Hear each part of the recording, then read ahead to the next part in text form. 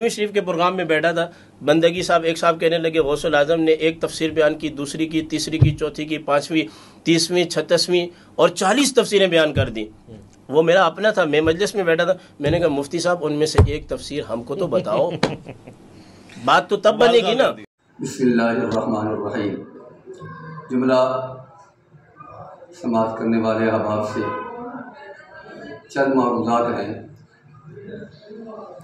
सरकार गौसे पाक रज़ियल्लाहु तआला अन्हु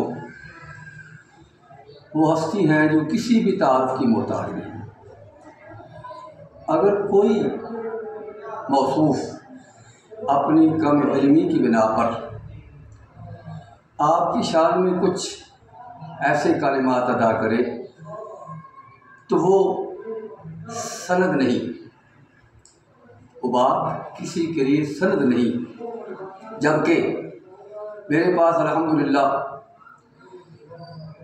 मुहक्किकीन के, मुहद्दिसीन के, हवाला जात के अंबार है अल्लाह के फज़ल व करम से, हुज़ूर नबी करीम अलैहिस्सलातु वस्सलाम के तसद्दुक़ से और सरकार गौसे पाक रज़ियल्लाहु तआला अन्हु आपकी नज़र इनायत से।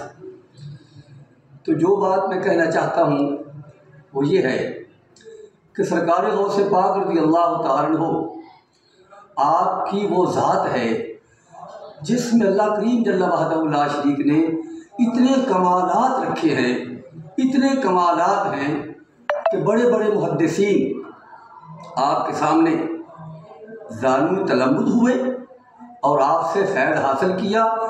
जिसकी मिसाल मैं देना चाहता हूँ। मुहक्किक़ दौरान शाह अब्दुल हक मुहद्दिस देहलवी रहमतुल्लाह तआला अलैह ने अपनी किताब अख़बारुल अख़यार में लिखा है,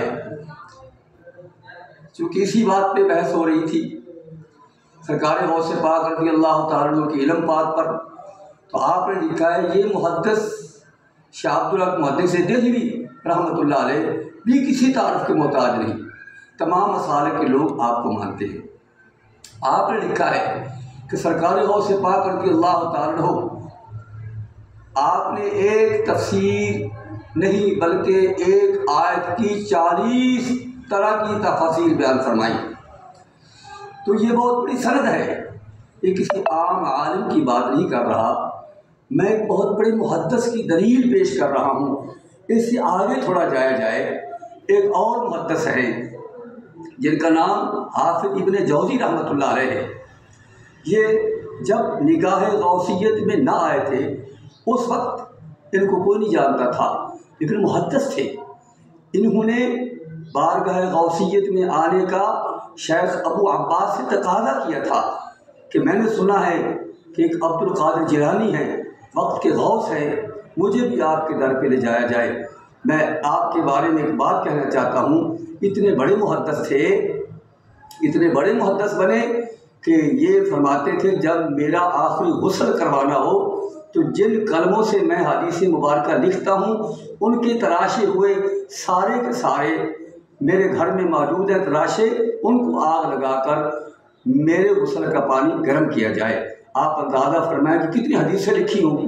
ये मैंने उनकी ये शख्सियत के बारे में बताया है। तो जब आप सरकार गौसे पाक रज़ियल्लाहु तआला अन्हु के हुज़ूर हज़रत शेख अबू अब्बास के साथ हाज़िर हुए तो सामने आकर बैठे थे। बैठने से अपनी निगाह बसारत से देखा, क्योंकि अल्लाह वाले देखने वाले तो बड़ी दूर तक देख लेते हैं, क्योंकि अल्लाह करीम जल्ला वहदहु ला शरीक की बारगाह आली में से फ़ैज़ मुस्तफ़ी है, इत्तक़ू फ़रासतल मुमिनी फ़इन्नहु यंज़ुरु बिनूरिल्लाह। आपने यूँ करके निगाह डाली और मुस्कुरात कर फरमाया आप कुछ पूछने आए हैं?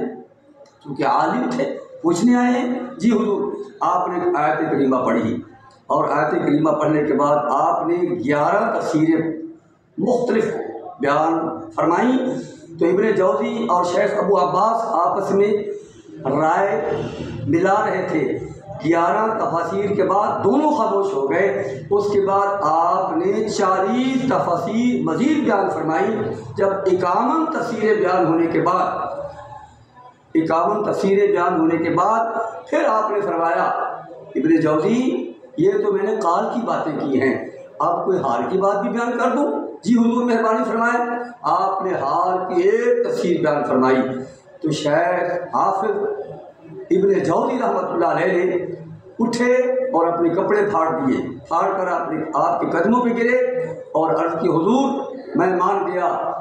उन्होंने अपनी ज़बान में कहा होगा, लेकिन हम कहते हैं निगाहे वली में वो तासीर देखी, बदलती हज़ारों की तकदीर देखी।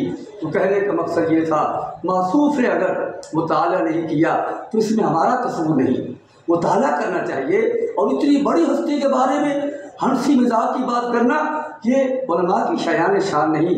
जो कुछ जिसको मुकाम विलायत में नसीब हो रहा है, ये सारे का सारा फैज़ मेरे गौस आज़म का फैज़ है। इसलिए मैं मासूफ से ये दोबारा खिदमत में अर्ज़ करूँगा, मेहरबानी फरमाएँ, नज़र सानी फरमाकर इस पर गौर फिक्र करें। इतनी अजीम हस्ती के बारे में बग़ैर सोचे समझे बात नहीं कहनी चाहिए। अल्लाह करीम मुझे आप सबको हक़ाइक़ सुनने और समझने के बाद अमल की तौफ़ीक़ कामिल नसीब फरमाए। आमीन। वमा अलैना इल्लल बलाग़।